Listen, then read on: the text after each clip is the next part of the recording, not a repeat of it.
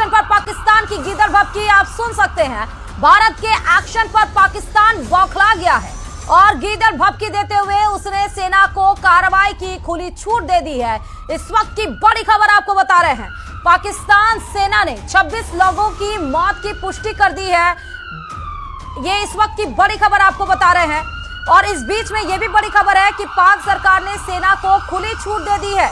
आपको बता दें कि ऑपरेशन सिंदूर के तहत जहां 9 आतंकी ठिकानों को नेस्तनाबूद किया गया, पहलगाम आतंकी हमले का जहां ऑपरेशन सिंदूर के जरिए बदला लिया गया, उस बीच घबराए पाकिस्तान ने अपनी सेना को जवाबी कार्रवाई के लिए छूट दे दी है। भारत के एक्शन पर पाकिस्तान की ये गीदड़ भभकी आप सुन सकते हैं और देख सकते हैं। इस वक्त की सबसे बड़ी खबर इस पाकिस्तान से मिल रही है जो उसने सेना को जवाबी कार्रवाई करने के लिए खुली छूट दे दी है।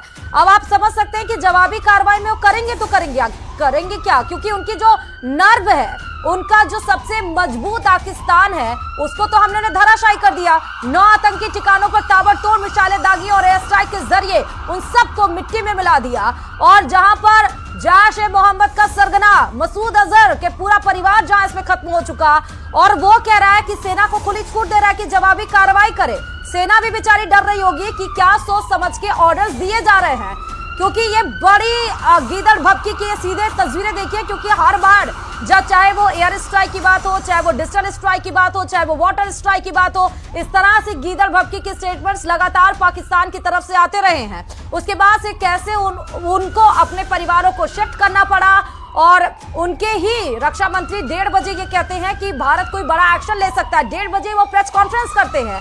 इतना डरा हुआ पाकिस्तान वो अपनी सेना को खुली छूट दे रहा है।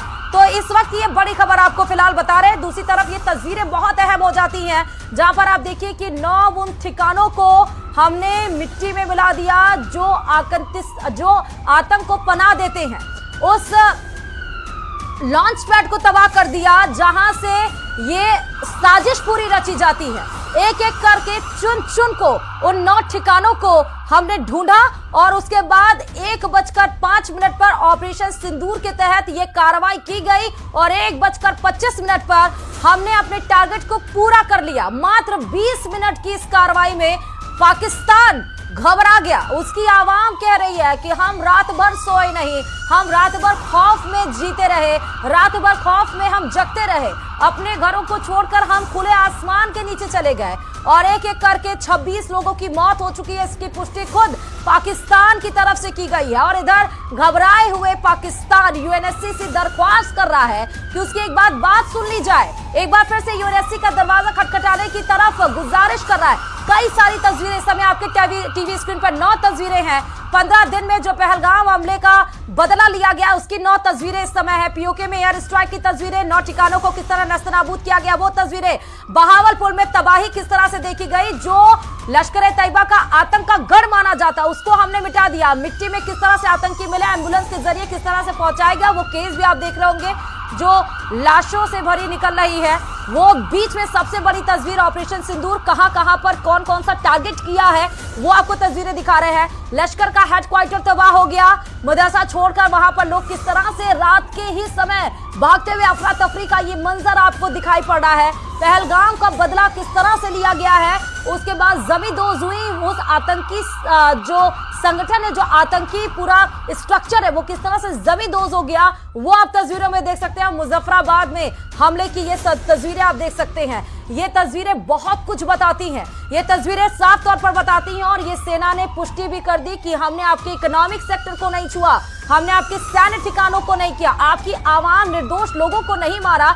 जिस तरह आपने हमारी आवाम, हमारे निर्दोष, हमारे निहत्थे लोगों को पहलगाम में मजहब के नाम पे पूछ कर मारा गया, हमने वो काम नहीं किया है। हमने उसी जगह को टारगेट बनाया जहां पर आतंक का पनाह है, जहां आतंक का गिरोह है, जहां आतंक का जड़ है, हमने उसको खत्म किया। लेकिन लोगों की इस बीच में बहुत उम्मीदें जग चुकी हैं। लोग सोशल मीडिया पर यही बोल रहे हैं कि प्रधानमंत्री नरेंद्र मोदी की तो सराहना वो कर ही रहे हैं, सेना को वो सल्यूट कर ही रहे हैं, वो बता रहे हैं कि नए भारत में सेना के ऊपर उनको गर्व है। लेकिन इस बीच में वो ये भी कह रहे हैं कि इस समय, ये समय है कि जब पीओके तो हमारा है, लेकिन पूर्ण अधिकार पीओके पर हमारा हो जाना चाहिए। तो आप देखिए कि आवाम की, जनता की, भारतीय हिंदुस्तानियों की जो एक तरह से दरख्वास्त है सरकार से, वो ये कि अगर सरकार इतना बड़ा स्ट्राइक कर सकती है तो ये समय है कि वो पीओके को भी अपना पूरा संपूर्ण अधिकार जमा सकती है। 3 तस्वीरें समय आपको बैक टू बैक हम दिखा रहे हैं। 3 तस्वीरें नहीं, दरअसल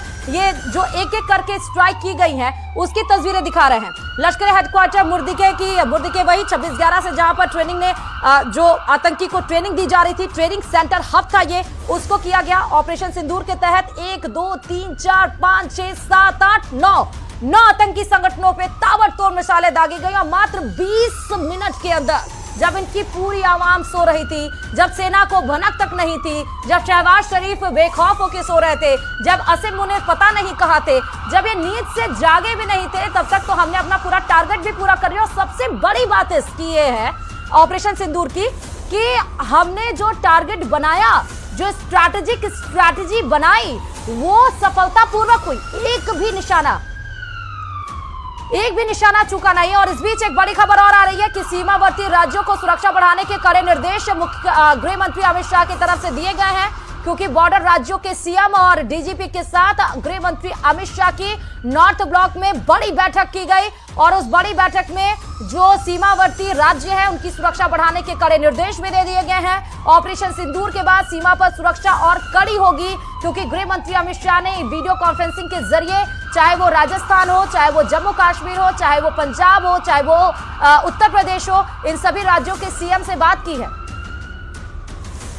और देखिए बदले की टाइमलाइन की सीधे तस्वीरें हम आपको दिखा रहे हैं। अमेरिकी राष्ट्रपति का हमले पे बयान आया है।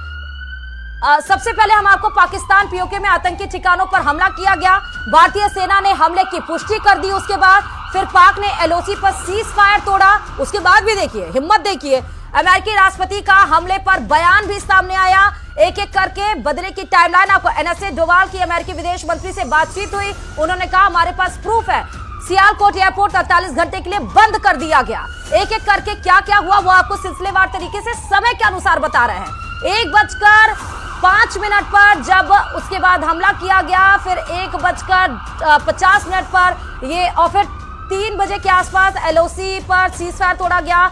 फिर 3:10 पर अमेरिकी राष्ट्रपति का हमले पर बयान भी आ गया। फिर 3:15 से 20 के बीच में एनएसए डोवाल के अमेरिकी विदेश मंत्री से रूबियो से बातचीत हुई। फिर 3:20 पर सियालकोट एयरपोर्ट 48 घंटे के लिए बंद कर दिया गया। तो एक एक करके रात के 1 बजे से 5 बजे, 1:05 से शुरू हुई ये घटना माफ करिएगा, ये कार्रवाई, ये जो बदला था, उसकी टक टक करके घड़ी की सुइयां आगे बढ़ती गई और एक एक अपडेट्स इसमें आते गए। आप ये सोचिए, जहां पर इजराइल जैसा देश ये कह रहा है कि भारत ने सेल्फ डिफेंस में, आत्म सुरक्षा में ये बड़ी जवाबी कार्रवाई की है। आप ये सोच सकते हैं कि भारत का स्टैंड, भारत की प्राथमिकता पूरे विश्व में कहां पर है। बाकी देश ये कह रहे हैं कि भारत सेल्फ डिफेंस में ये कार्रवाई कर रहा है। और भारत ने जब रूबियो से बात की, विदेश मंत्री से उनके बात की, तो साफ तौर पर एनएसए अजीत डोभाल ने उन्होंने कहा हमारे पास बाकायदा प्रूफ्स है, हमारे पास पहलगाम के